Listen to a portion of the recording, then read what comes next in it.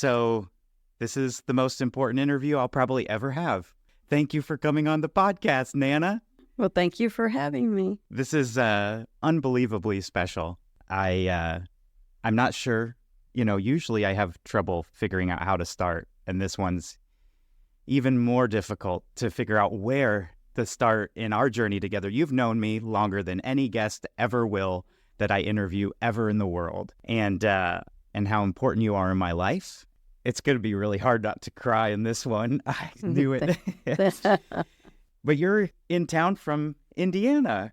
Right. And it's amazing that you're able to come down and spend time with our family, my cousin, my wife, my daughter, my friends, my dad's with us. So just giving people a little context of where we're at here in beautiful, sunny Florida. But you're from Indiana. Right. And where you helped raise me. Yes. And I kind of wanted to start there. I'm going to set some of the stage. Okay. Because you have been a peacemaker. The things that stand out, because I can't say it all, but there has never been a time where I've been over at your house or around you and you've been negative. You have been the most positive person I can think of in my entire life. Through anything, you have always been positive and happy and joyous. And I wanted to start there because that is not easy to maintain sometimes, and you have. And how do you do it? I don't know. I guess I've always been that way from when I was very young, probably 11, 12. And I hated conflict, even at that age. And if there was ever any raised voices in our family, I would try to say, please, don't talk loud, don't yell, don't, and that's just and my brother, which was 2 years older than me, always said, Judy, you're the peacemaker of this family. And I guess I always was. It doesn't surprise me at all. Yeah. I hated conflict. I do too. It's so much easier not having it. Yeah. There's so many more positive things to think about. Yeah, it's a waste of energy. Yeah, it's hard not to because life, but it just always stuck out. There's always things going on, and still are. Like for instance, my father, great man, not always the easiest to work with, and you were peaceful through those moments. Yeah, I try. But I love him. Raising three sons was not easy, but but I did it. Yeah, so you have 3 sons, you have 3 grandchildren, 1 great-grandchild, which is mine. Right. And a wonderful mother, grandmother, and now great-grandma. Right. And I maybe want to start there what's your favorite part about being a mother, a grandma, great-grandmother? From growing up, how every child, when you're maybe 7, 8, you'd say, what do you want to be when you grow up? And I always told my mother I wanted to be a mother, and that I didn't want to be a nurse or, whatever. I always just said I wanted to be a mother. And so that was my life's ambition. And luckily I have 3 wonderful sons, and then from them I have you and my other granddaughters, and of course now the little Nova, your daughter. So... But that's, I just, that's all I ever wanted to be when I was growing up. And you got it. Yeah. So you've achieved your dream. Right. And that was my dream. So. How special. Mm-hmm. I'm so glad to hear that because I know, you played tennis, you were a figure skater, a dancer. Right. You had a lot of other things going on, but the number one on your list, mother. Right. And I think anybody who would reflect on you would say the same thing. You've got a lot of other things and passions and hobbies, but motherhood is right there at the top. Yep. And I was lucky enough to, when I had my first son, to be able to stay home. I didn't have to work, and I was able to be a at-home mother. Yeah. Which I felt very lucky because not too many of my friends were able to do that. Yeah, absolutely. In the early ages, of their, when they were mothers, when the babies were little, they had to work. Yeah. and I didn't. Grandpa was a hard worker. He was, and he provided. provided well so that I didn't have to work, and that was really special. But you provided in a lot of ways so that he could. Yeah. And so it's very symbiotic in that way. Yeah. Yeah. And I want to start with your story with Grandpa. I call him Grandpa Bill. Right. It's funny. I have nicknames for all of, Nana, Mm-hmm. Marmar, Pom Pom. And then Grandpa Bill just was Grandpa Bill. Right. More formal. Yeah. And I like that. Yeah. And it speaks to who he is. Mm-hmm. He's so sweet, and he has a formalness to him. And he can be tough and soft at the same time. And I always remember that about him. Yes. Where, because I got to know him well, and I know you know what I'm talking about here, where he's very strong and very vulnerable at the same time. Yeah. In that same moment. And that was the beauty of Grandpa Bill. But I want to know, how did you guys meet? Where did your story start? A blind date when I was 15. Wow. And it was a fix-up. He didn't know he was going to have a date that night. Just a friend of his happened to run into him at a drive-in, and he was just having a Coke. And he had been working in his garage. He had a dark room, and he was developing pictures that night.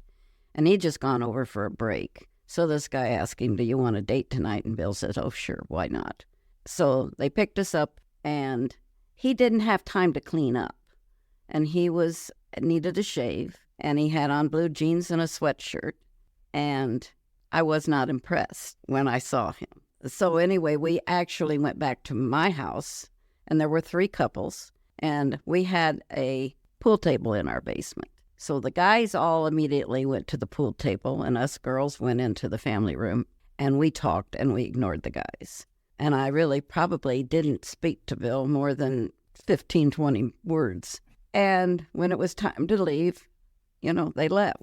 And the next day at school, my one girlfriend who had, fixed us up said he wanted another date. And I said no. And then she says, "Oh, please, we'll double date. But he's the only one that has a car." And she bugged me all day in school. And I finally said, okay, I'll go out. So when he picked me up that night, he was all dressed up. And he had on a nice shirt and sweater and pants and a shave. And I thought, oh, he's not so bad. Yeah, he's a hairy man, so the shave is important. Right, yes. And, with his dark, complexion and such, and his dark hair. So, yeah. But he impressed me the second time. And then that was it. Thanks to your friend. Who's your friend? So we can shout her out. Well, I don't know where she is at this point anymore. Lost contact with her, but her name was Nancy. Thank you, Nancy. Yeah. Otherwise, a lot of people wouldn't be here. That's right. And for persistence in trying to get me to go on a second date. Oh, so that's so awesome. And I was happy finally afterwards. Then we clicked. Yeah. And I know that there was, late nights. Grandpa did a lot of things. He was very interested in technology. Yes. He was a salesman. He had a sales heart. But it was interesting because, again, that softness to him, I think that's his advantage to sales, is that he could be very serious, but very personable at the exact same moment. Yeah. I feel like I got some of that. He also was very passionate about photography, and I know you stood by him a lot of nights in the... in the dark room. Yeah. As I used to say, very boring nights. But I would sit there on a stool and watch him develop pictures, and we might be... And it was in a garage at his parents' house, so in the winter it was a little chilly out there. And you would stick right by his side. I would sit there and watch him, and it might be, 2-3 hours we'd be, and then he'd finally, wrap it up for the evening. But many, many nights did we spend in the dark room. Yeah. It's almost like a lyric to a song. Yeah, it's something like that. Yeah. But I mean, it means so much.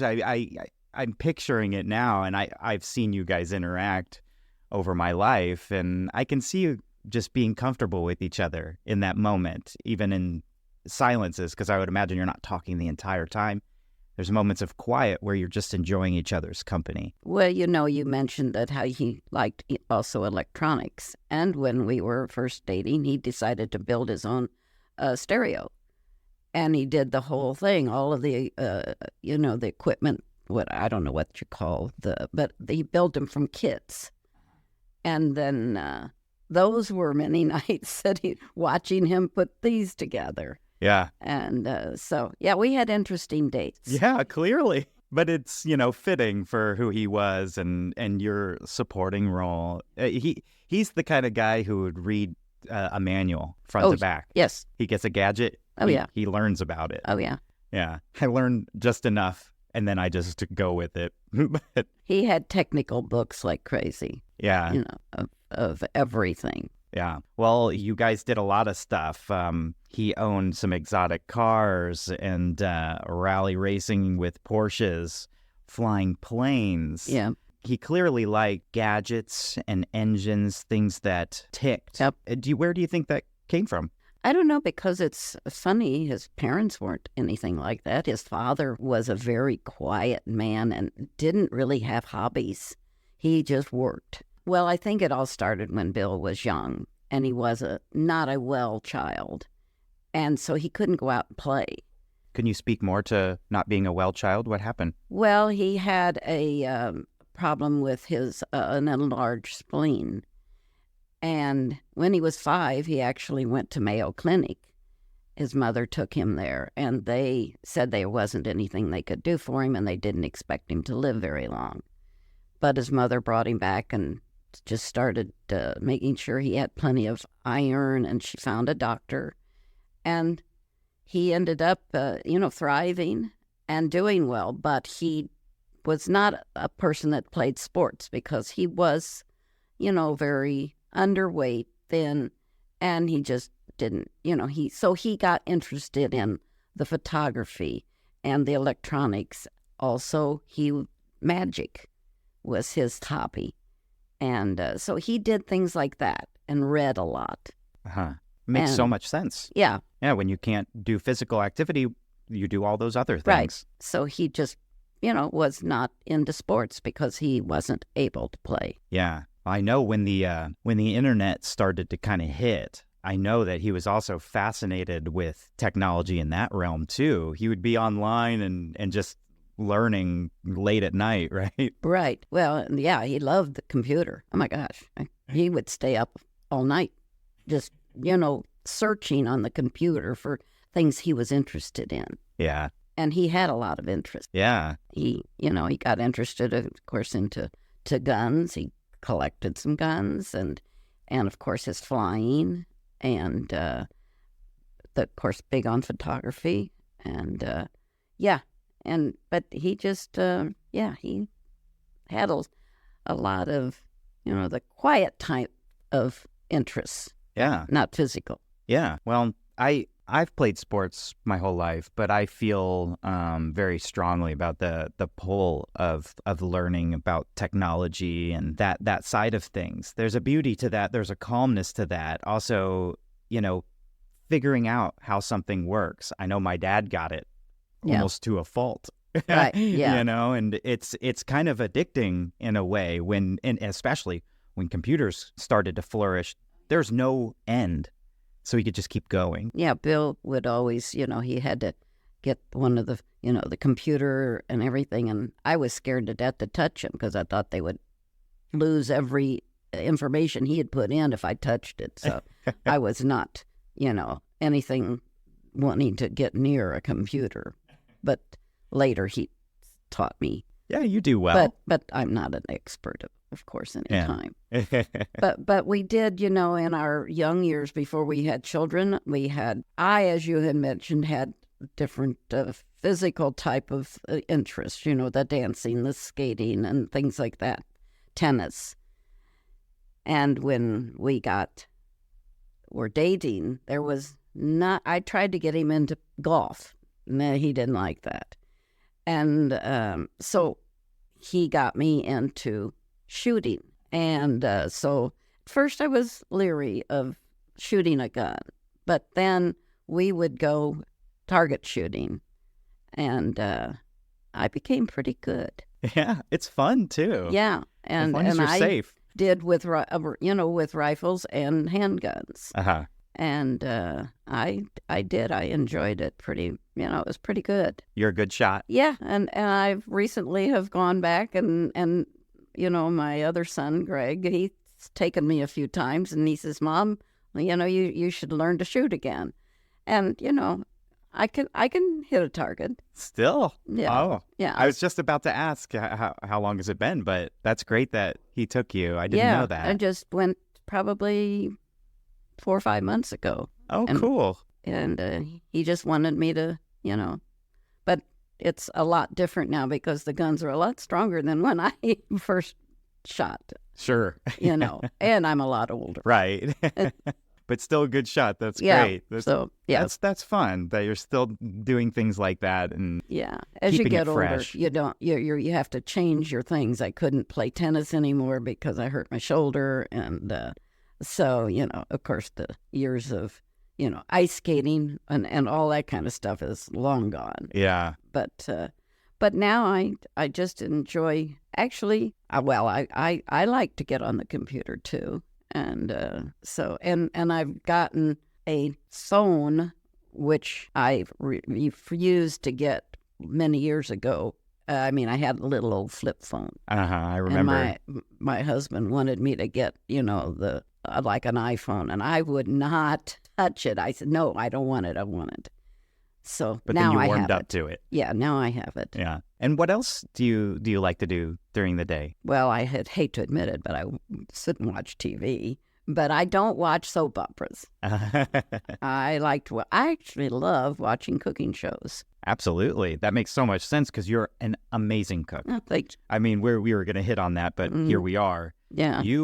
So my wife, Hande, is Turkish, and they say, health to your hands. They describe people who cook. They tell it about me because I think you have given me tasty hands. We have particular hands. When you cook a meal, you can taste it. There's something about it. Is it because you were always cooking meals for the 3 kids? And yeah, when I was growing up, I really didn't help much in the kitchen with my mother. I only remember when I was in high school. I think that the one time when I was dating my husband, and I wanted to have him over for dinner, and I wanted to fix the meal.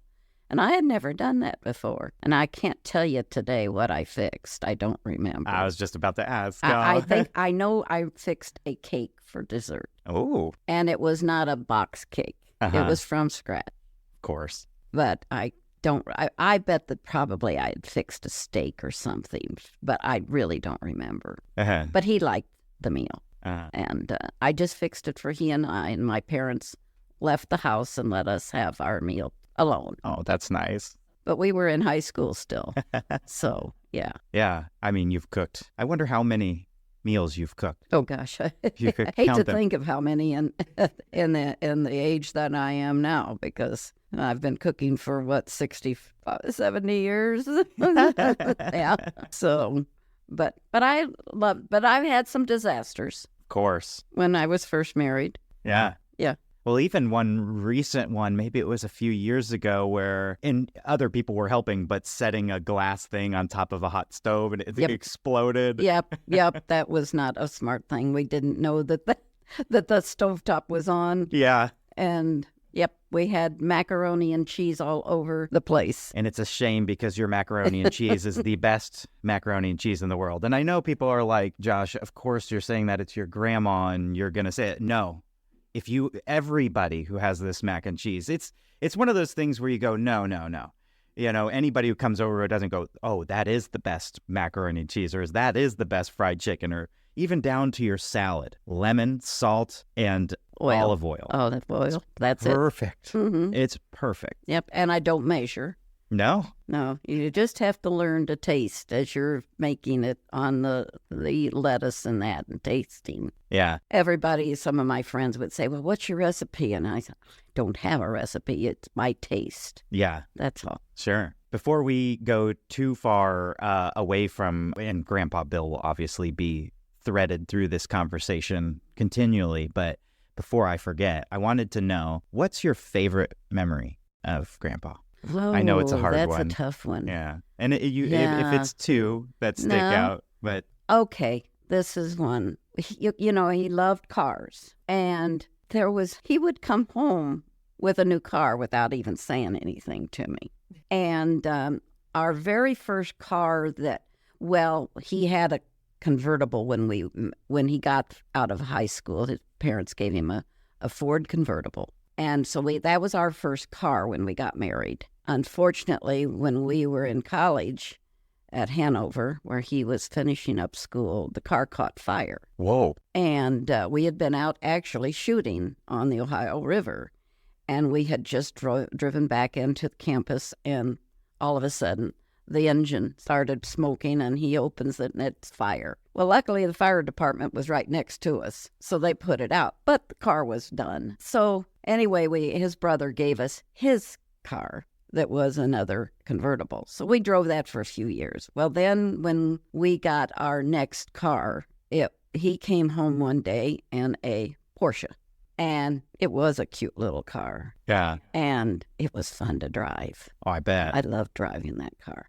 So anyway, that was great until then he comes home another day with another Porsche, a second Porsche. And it's a red car with chrome everything, the engine, it's a show car.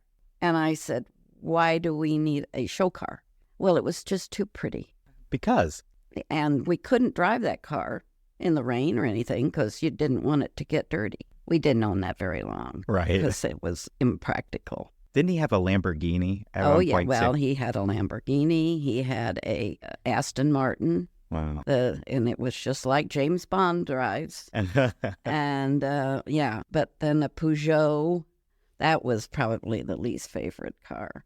But then he had to get into a family car more. The Porsches, of course, went when we had children. Yep, I was waiting for it. That was gone, and so was the Lamborghini. Yeah. Oh. I wish I would have been able to see it. But he had his toy. Those were his toys, that and the airplane. Mm-hmm. And so... So the cars being a point of your favorite memory of him? Yeah, because it was so funny, because he would never say, Judy, let's go look at cars. He would just come home with a car. He would come home with a car. Yeah. And you still loved him? Oh, yeah. Yeah. Well, did you ever come home with something that you didn't tell him about? Hey, here's... on that level. No. Here's a plane. I would never have spent that kind of money without his okay. Oh. But he soon had to get me a car when I had kids. Right. So right. I remember he had a Jeep. That's the earliest car I remember. And I always liked it. And I knew he did. Yeah. Practical. But that was a practical car, and he drove that to work and back. Yeah. The other thing is, when he was flying planes, we first had a Bonanza, which was a 4-seater. But when Greg, our youngest, came along, there was no room for him.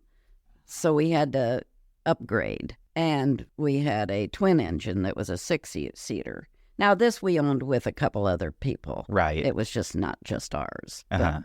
But then the crunch in the 70s hit of gas crunch. You're way too young to even probably know about it. But it's when aviation fuel was almost impossible to afford. Uh-huh. So, unfortunately, the plane sat in a hangar, and we couldn't... you couldn't hardly get gas for them. So we finally sold it, and that was the end of owning a plane. Yeah, I was wondering if that was that. Yeah, that's tough. I mean, it's already tough to own a plane as is. It's good that you co-owned it. That's so smart. It's like a timeshare. But I also took flying lessons when we had the Bonanza, because I didn't want to ever be in a plane and have something happen to him and me learn at the last minute from some guy in a tower and teaching me how to land that plane. Absolutely. So I took just enough lessons to handle the plane. So did you like flying? I liked it, yeah, but I never flew alone. I never wanted to solo. That was not my interest at all. Did Grandpa solo fly? Oh, yeah, because he was a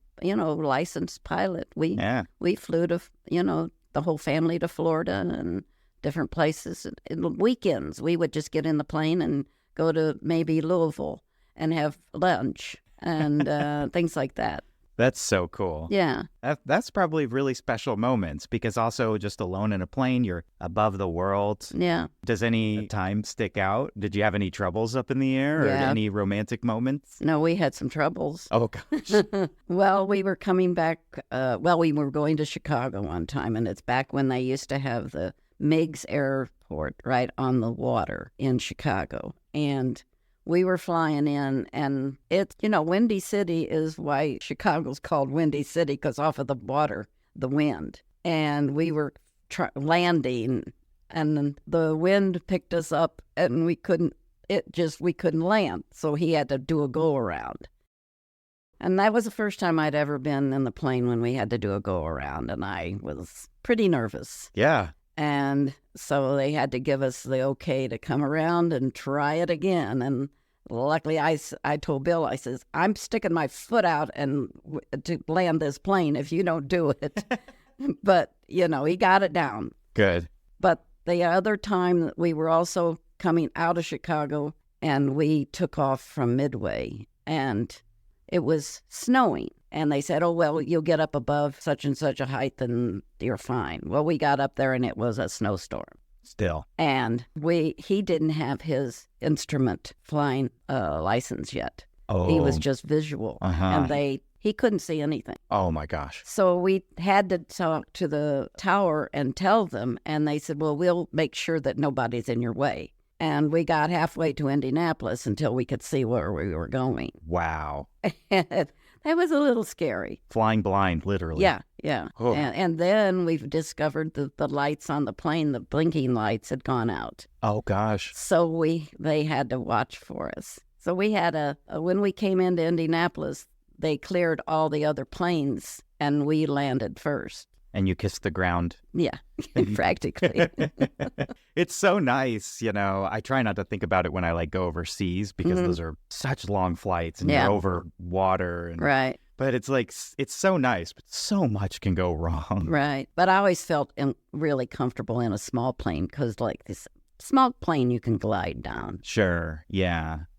Was Grandpa a good flyer? Oh, yeah. Pilot? Yeah.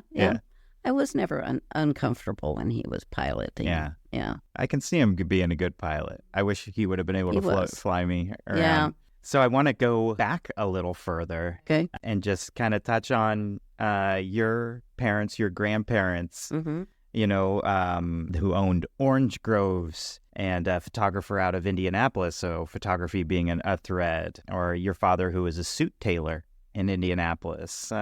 Maybe just talk about some of them. Well, my dad was Harry Oliver, and he, from the time, he started his own business probably, I was probably about 5, 6 years old, something like that. So it would have been in the mid-40s. And he carried that business through until he retired, which I think he shut the business down in the 80s, somewhere in the 1980s. He was in business over 60 years. Wow. But we always kidded. He was a salesman.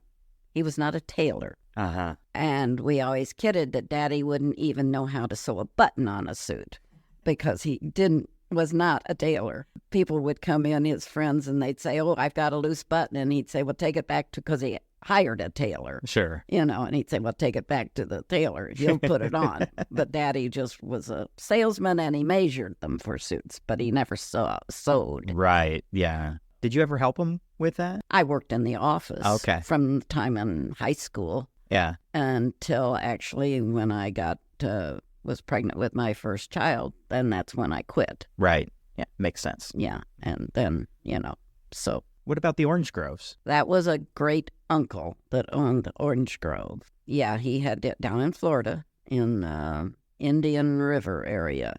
And he had quite a large orange grove. I don't know how many acres, but it was big. Probably around here. Well, it's in the middle of Florida. The middle, okay. Yeah. Right in the very middle. Okay. And so I remember when I was a kid, going down, and we would go in a couple winters during the war. Or, no, it was right after the war because the war was over in 1945. And I was only, 3 years old, 4 years old. But it was after the war. And things were a little tight up here. and Daddy was struggling with his, didn't own his own business yet. He would send my mother and my brother and I to Florida, and we would live with this uncle and aunt in Florida for the winter because it was cheaper for Daddy to send us down there, and he didn't have to feed us and such. Because it was, it was tight at that time.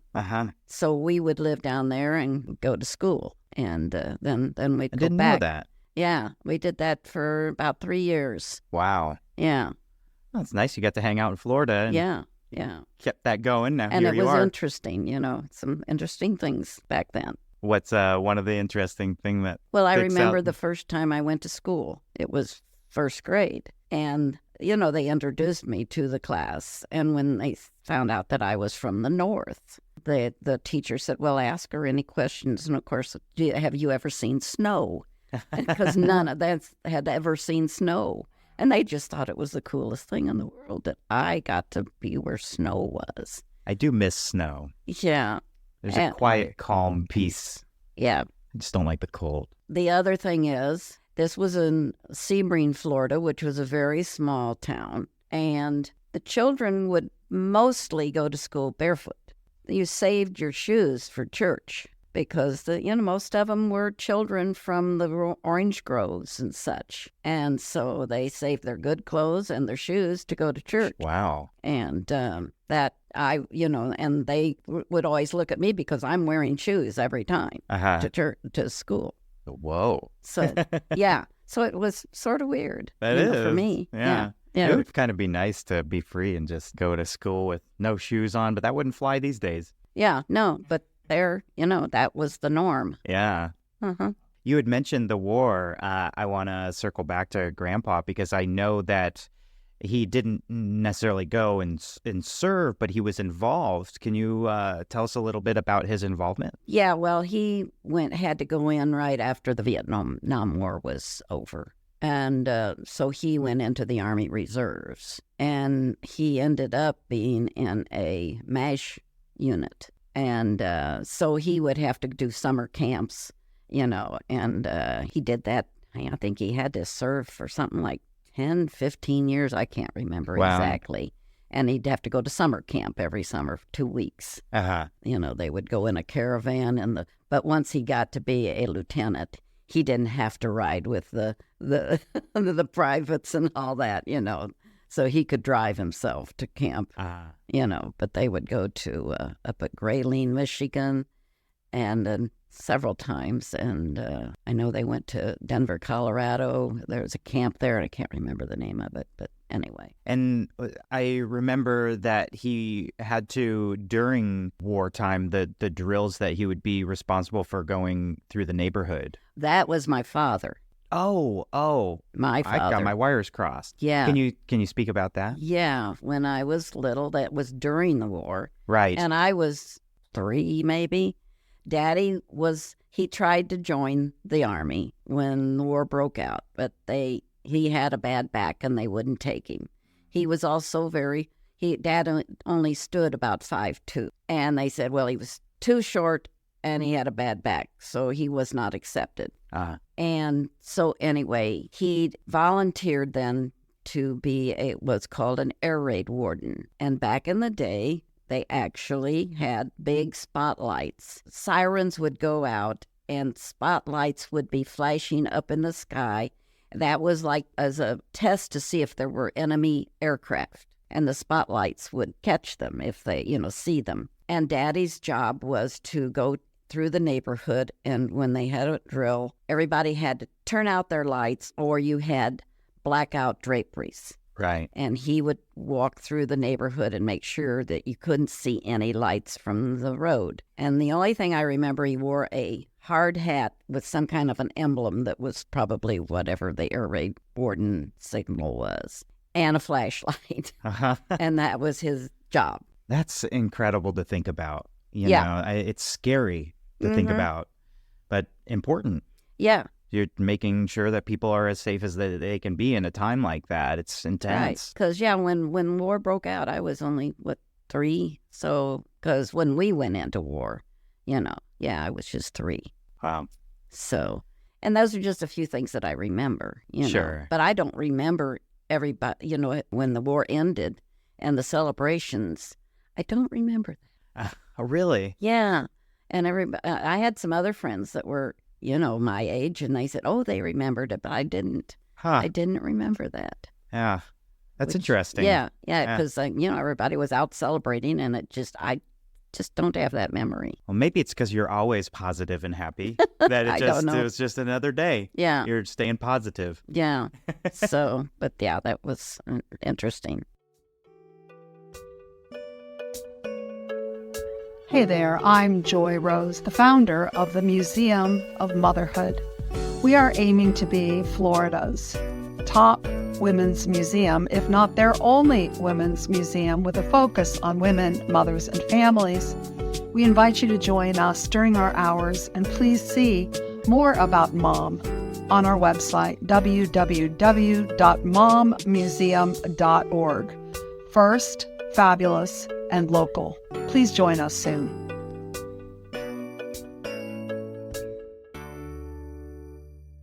Wow. It's hard to know like where to jump around. We're jumping a little, but you've definitely had clearly an endless devotion to your children. Yes. Your grandchildren, your great-grandchildren, your family.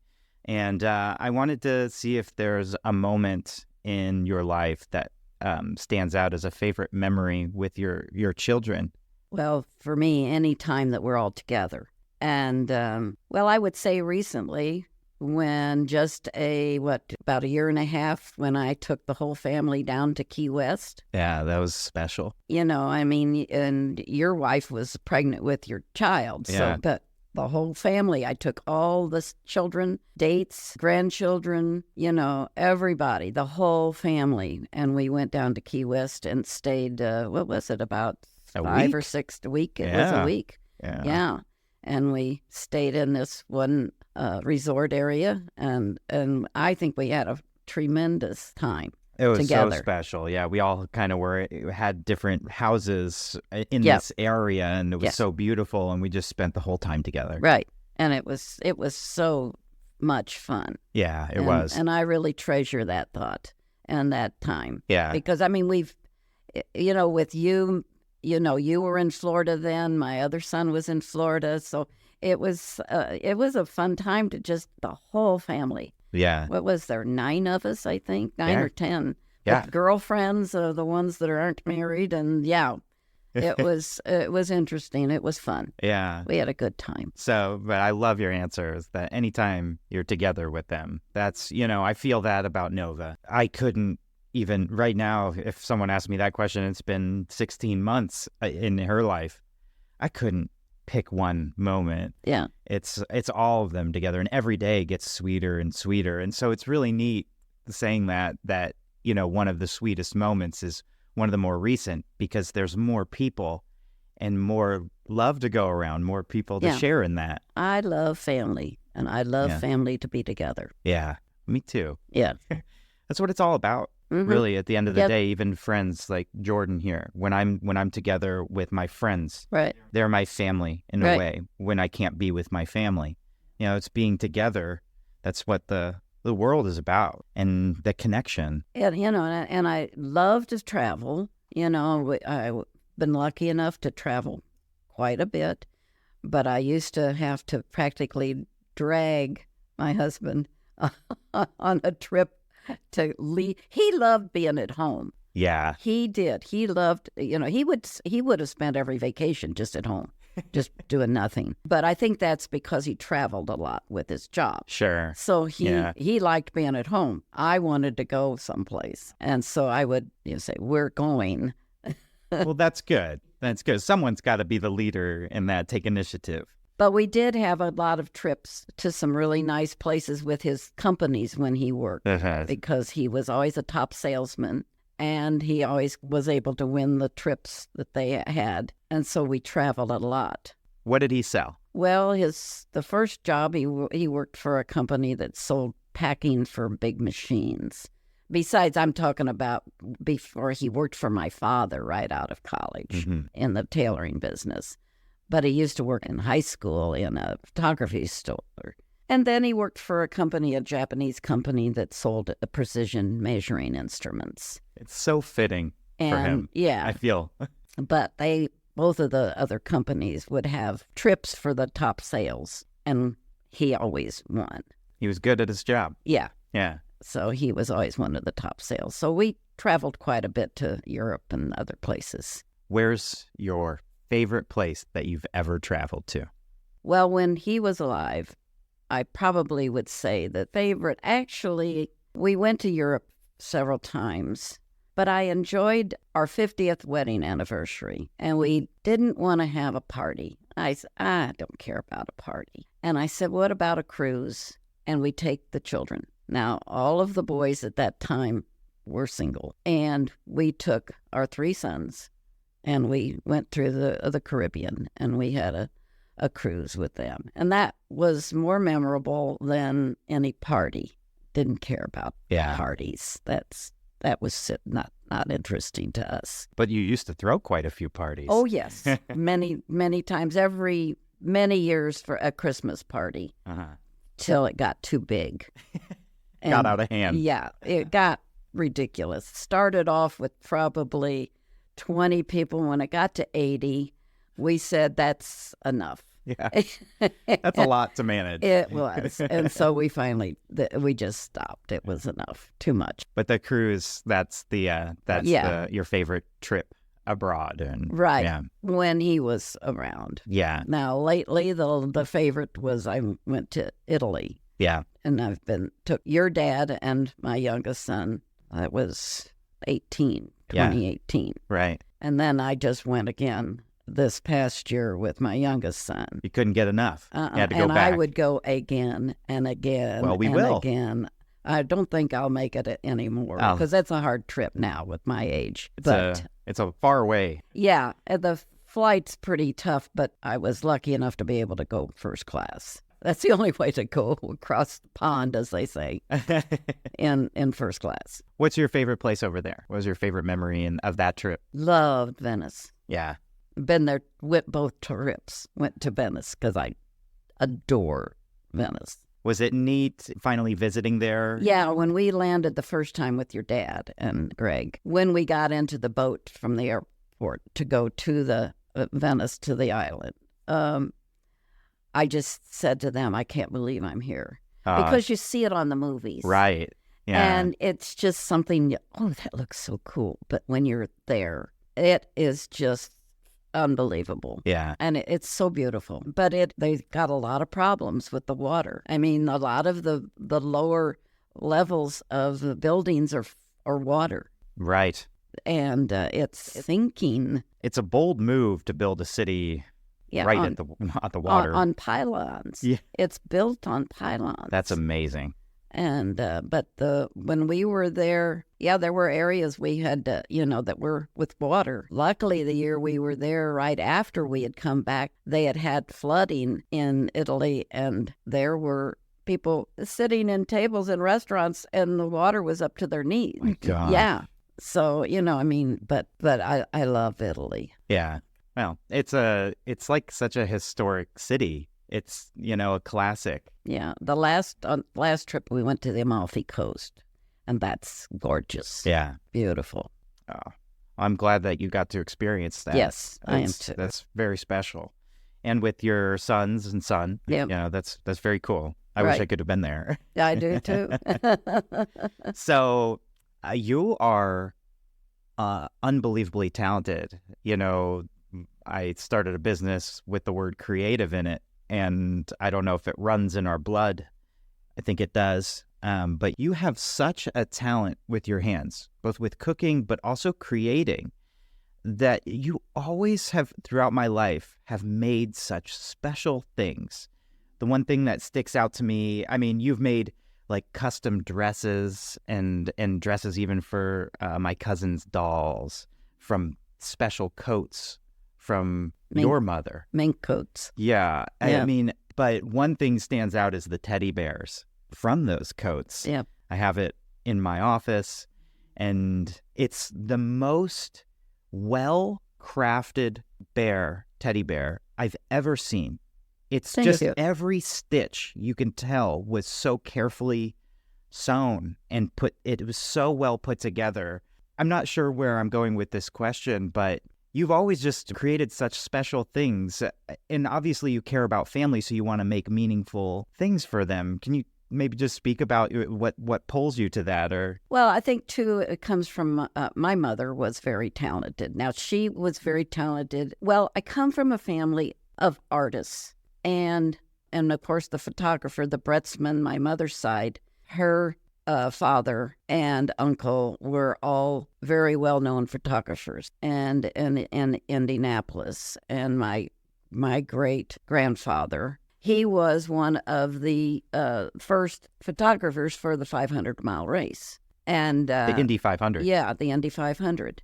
And he was their official photographer for many years. Wow. Now, this is back in the 1930s and 40s. Different cars. Yeah. So we have a lot of his photographs. A book. I And remember we the have book. a book. And at the Indianapolis Historical Society did a whole display of the Bretzman family and photographs about 3 or 4 years ago. And but then also there's a lot of artists in the family. Now, I unfortunately didn't get in painting the artistic talent for that. I just never had the eye for it.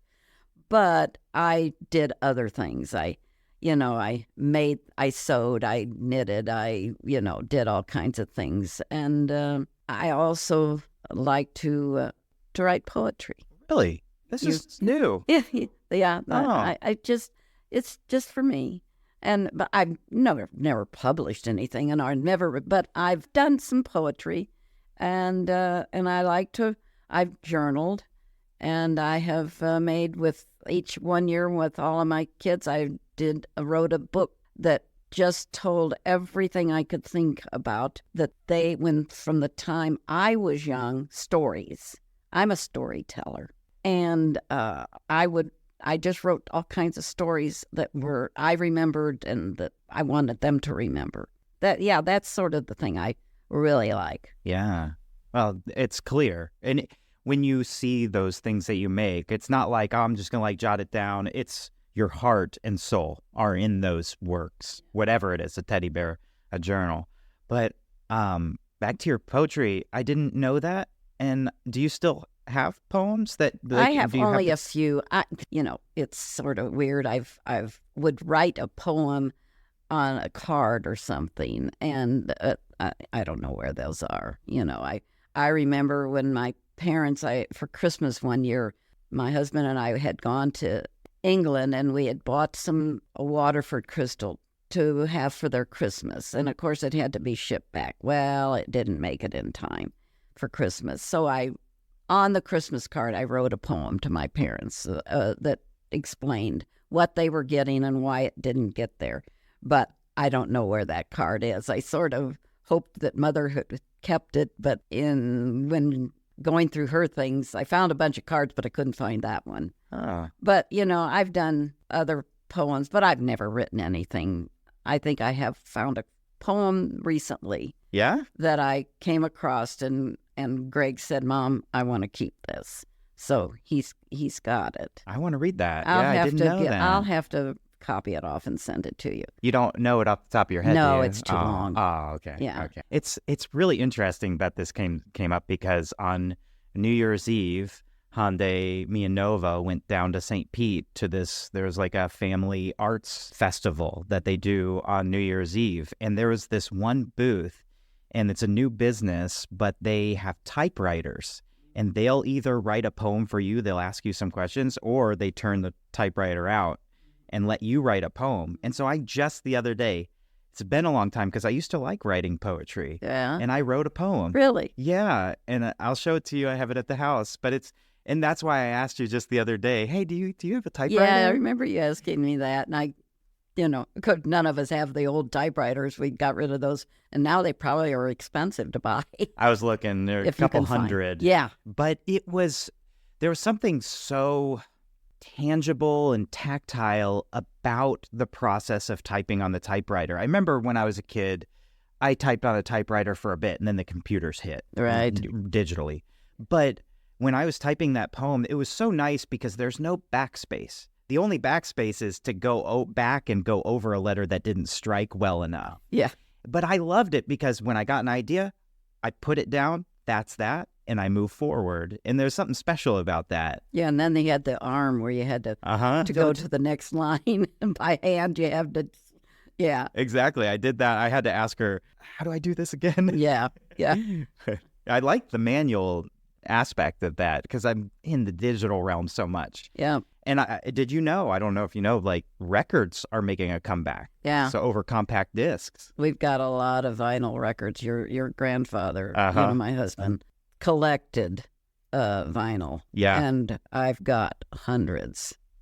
Well, and that's great that they're in the family. Yeah. I remember putting one on one of the last Christmases with him, and we listened to Pink Floyd together on his nice. He's got that one. Yeah, that was super special. Yeah, yeah. So we have a bit more to go. There's this fun spot in our interviews that we do called the Rapid Fire. Okay. And essentially, I ask most every guest the same set of questions to kind of see the general consensus of these questions and also the differences between the different guests we have on. So I'm going to do that with you. Okay. If you want to expand, it doesn't have to be like a quick answer. If you want to expand on it, go for it. Okay. If it can be quick, great. So to start, what is your biggest source of inspiration? That's a tough one. I guess it's probably just from family. I love to see what people progress and what they get interested in. I mean, when you're little, you have sports and you have, things like that. But I like it when they're older and they've got an interest. And of course, everybody is different. Now, you, of course, have developed into so many interests besides, you're good at photography, you're good at the computer, and I'm so proud of you and what you have accomplished. And, but, and the diversity of everybody's, none of my kids are interested in the same thing. The oldest one, Scott, well, he always, I'll say that he will hate me for this, but when he was young, he was the primper of the family. And his brothers would be screaming at him to get out of the bathroom because he'd be in there primping so much. Every little hair had to be just in place. Yeah. And his clothes, he just had to have just so. And he went through the era of, in high school, junior high and high school, of only wearing polo shirts. The Ralph Lauren, it had to be the Ralph Lauren. And very preppy. Scott was very preppy. Okay, your dad, well, he had a lot of interest. He liked electronics, too. And he was always finding some gadgets. At Christmas time, we'd never know. Mark would... We ended up getting more different kinds of flashlights from your father for Christmas. Flashlights. I don't know. He could be a flashlight salesman. Yes. I don't know why he isn't. If there's any kind of a new flashlight out, we get it for Christmas. We used to laugh because we'd say, "Well, what kind of flashlight are we getting this year?" But he was just fascinated with flashlights.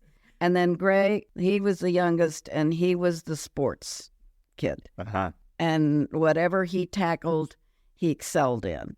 And he loved, though, hockey and skiing. And now he's into scuba diving now that he's older. He says his bones can't take the other sports anymore. But that's a lot. And all of you kids have gotten into scuba from Greg. Yeah, we're all divers. Yeah, and he's an instructor, and he's taught, I think, the whole family and one of the granddaughters. The other one doesn't want to do it, and I don't want to ever do it. It's beautiful, a little scary. Yeah. And he's an actor as well. Yeah, he went through that period of going out to California and was actually in, he had one speaking part once, but he worked a lot behind the cameras. Yeah, and still does. And then in Colorado, he was a ski Patrol? Patrol, yeah. Yeah. That'd be a So, pretty fun job. It seems Yeah. fitting for him. yeah. But now he's settled down in Indiana. Uh-huh. I would have bet money on your source of inspiration being family. So, yeah. Everything. Family's everything. Yeah, absolutely. Truthfully, there's nothing more important than family. Yeah. I don't care what anybody says. That's the most important thing there is. I think a lot of people would agree with you on Yeah. that one. Yeah, I Yeah. agree. Do you have a favorite book? I've gone through a lot of different types of books. I'll start when I was young. I was a voracious reader because we didn't have TV. And we didn't get TV until I was around 13. So I read a lot. And as a young, probably from 8, 9, any story about a horse, absolutely I had to read. I read every story that was out there.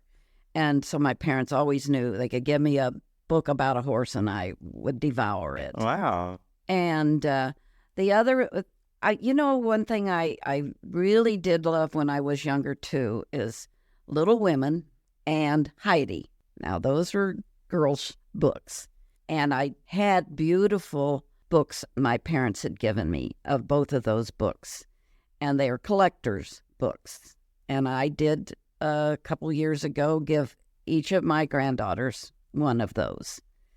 And I don't know that they've ever read them, but I told them don't ever get rid of them because they are from when I was young. Yeah. And then as I got older, I just love mysteries. Mm-hmm. And, James Patterson. Yeah, I knew that was coming. Yep, I love reading his. And I would say he's probably my favorite. Do you have a favorite James Patterson book specifically? Not really. It's the series, that he writes.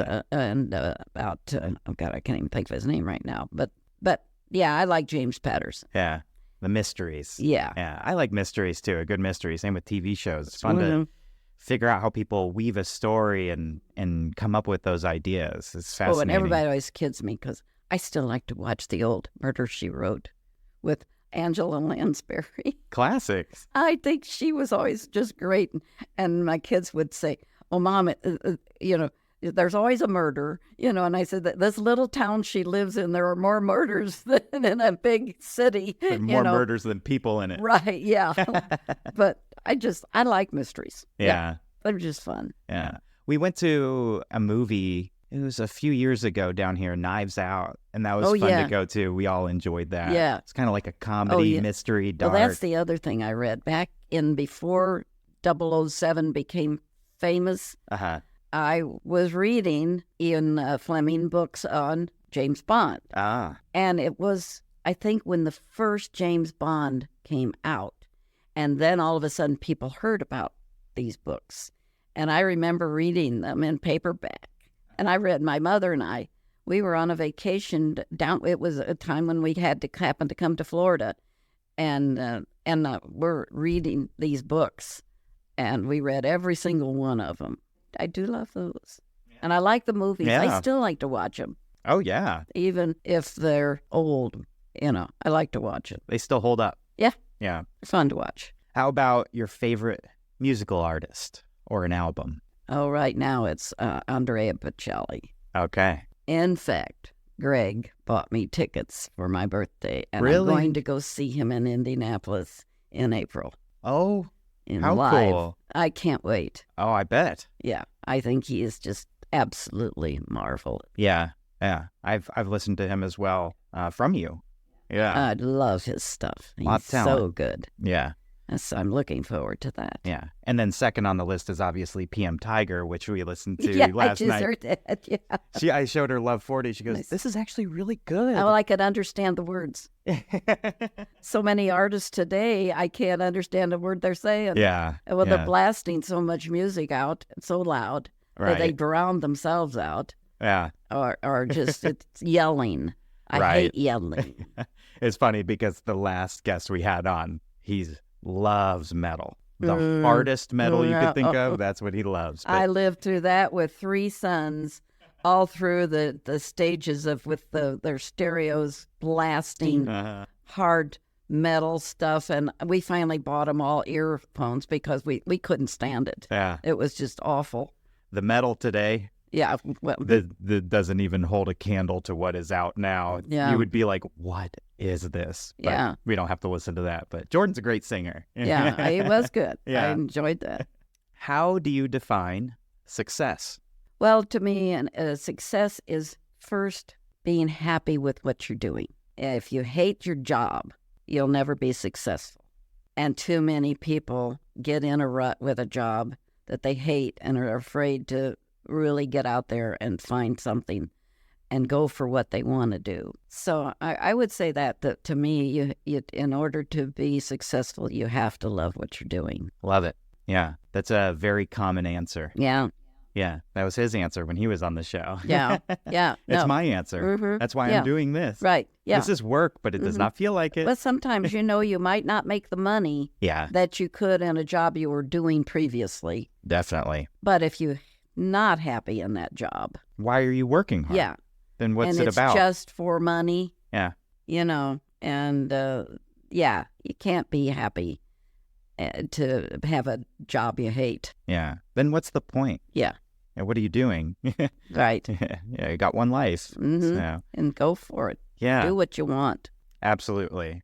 Well, I've been grateful that you and the rest of the people who've raised me encouraged me to do what I love. hmm And so I appreciate it. Thank you for that encouragement. Well, we're very proud of you. I can't tell you how much that means to me. That means everything to me. So, and we got the family name, Right. and this podcast and my Yeah. business, and family's strung through. Well, the Naamans are very proud. Well, I'm proud of everybody too. I'm proud of you. I have a couple more in the rapid fire. Okay. So, what is your favorite era? I have to say it has to be the 50s. It's when I was in, high school and college and such. And I think that the 50s had the best music. I think that they had the coolest clothes. I remember wearing a poodle skirt and a ponytail and a scarf around my neck, just like in Greece. Except our guys in my school did not wear blue jeans and T-shirts with a cigarette in their arm. My school, the guys wore corduroy pants and button-down shirts and sweaters. The girls wore either a poodle skirt and bobby socks, or they wore a slim skirt with a sweater set. Half the people listening won't even know what No, a and poodle ponytails. skirt is. And Ponytails, yeah. I had the coolest poodle skirt my mother made. Oh, A poodle skirt, for anybody who doesn't know, is a very full skirt, and you have an appliqued poodle on it. really? Yes, a poodle, a picture, of a poodle. Oh, You wear a picture of a poodle on your skirt. That's a poodle skirt. wow, Yeah. that's They funny. usually were made out of felt, and then the appliques on the skirt were felt.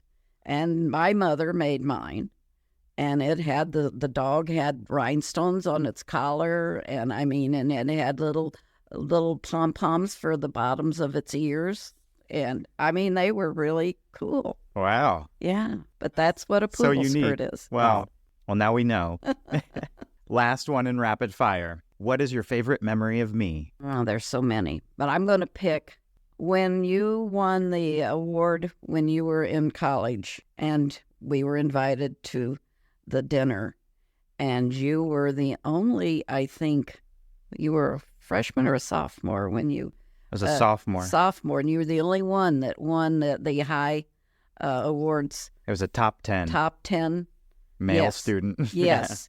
And that was a very proud moment. But to thinking that everybody else was juniors and seniors that were on that list, and you were the only sophomore. Yeah, that made us super, super proud. Oh, cool. Yeah, that was very special. It was extremely special for me because our family was all together. Yeah, Both sides together enjoying that moment. Yeah. And we have a picture that I have at home Yeah. that's on display. And it's one of my favorite pictures in the world because it's all of us together in that moment. And that moment wouldn't have happened without me getting that. And that's really what matters most, is that picture, not the award necessarily. Yeah, because both sides of the family didn't get together. I mean, we didn't have much in common, and we just didn't. But that was a special night. It was, yeah. Well, that means a lot. It was really special for me, and yeah, I think back on that. I'm very glad. Seems a long time ago, doesn't it? It does seem like a long time. But ago. it's But yeah, that was a very special time. Yeah. Oh, cool. I'm glad I can make you proud. I feel complete. Well, you have. Well, that was rapid fire, and you did great. You won. Oh, okay. Great That's job. my prize. Dinner later tonight. Okay. Gotcha. I just have a few questions to conclude, kind of overarching questions. Sure. We've gotten into details. We did the rapid fire. And so I just wanted to kind of cover a little more ground, more general. Sure. What is the most exciting time you've had in your life? Well, I know it's an old cliche, but I've done a lot of things, but again, actually was getting married. Yeah. I was very young. I was just 20. Your grandfather was 21, and our parents, of course, thought we were way too young because he hadn't finished. He still had a year of college to go, and we wanted to get married, and so we did. No one's stopping you. No, they didn't stop us, but we had a year. He had a year of college left down at Hanover, Indiana, and we had a great time. Being married on a tiny little campus. The camp was probably 700 students at the time for the whole campus, and so it was like going to high school because, you knew everybody. Right, yeah. And so there were not very many married people at school in those days. They didn't have married, apartments or anything. And we lived in a little apartment above a second floor of a house that people had converted into an apartment. Mm-hmm. And it was a tiny little place, and it had really old furniture. But we loved every minute of it. I remember the first night we spent there, we went to bed, and it was an old spring bed. Now, this is not box springs. This is old springs that are exposed. And then a thin mattress on top. And the head and board were iron, these old iron. And we got in there, and oh my God, it sunk in the middle. And we could not sleep on it. We ended up pulling the mattress off and laying it on the floor, and we had to sleep on the floor because we could not sleep in that bed. But special moments in those times. So we quickly called my parents, and they had a new mattress and box springs sent down to us because there was no place in it back there. There was no store to buy it. You couldn't order it on Amazon? No, Amazon didn't exist. But we had to have it sent from Indianapolis down. But yeah, that was fun. But we had a lot of fun. Yeah, clearly. We didn't have 2 pennies to rub together almost. Bill worked, he was in school. And so when he would bartend, there was a country club on the weekends, and he'd bartend, and he also did photography. And he would take all of the dance pictures, and he took wedding pictures, and he did baby pictures, and whatever he could get so that we could have some money to live on. But we didn't mind. No, when you love each other, that's all that matters. Blissful to, being poor. Yeah. And we were poor. Sure. we would go home, and we would tell our parents, please, can we have steak? Because we couldn't afford to eat steak. It was always ground beef. Even chicken was more expensive than ground beef back then. Oh, really? Oh, yeah. Huh. And so, we would get so sick of ground beef. Well, then you went on to have Lamborghini and a plane. So right. you made it out on top. Yep. And, we did. And now you're in a good position as well. Yeah. Which is great. Right, yeah. But it all was a lot of fun hard work. struggling. Yeah, It there's something really special was. about that. I wouldn't have given that time up for anything. Yeah.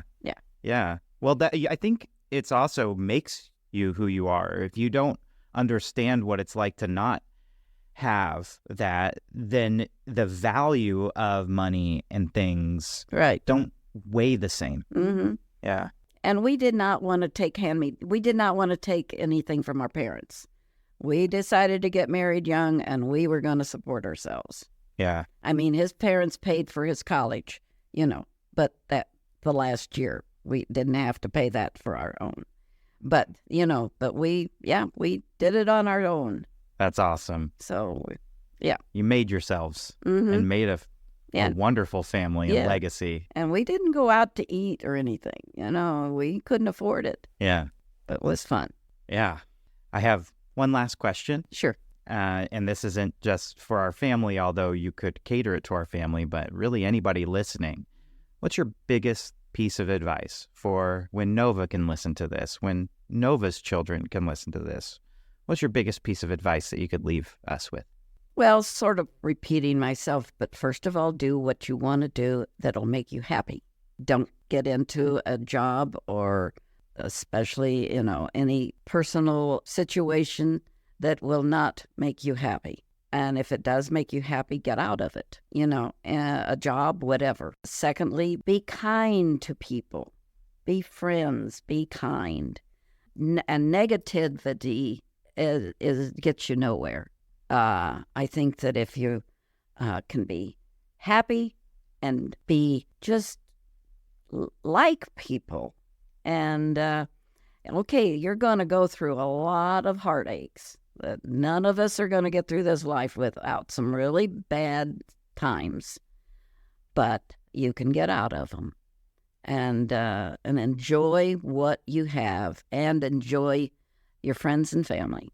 That's the big thing.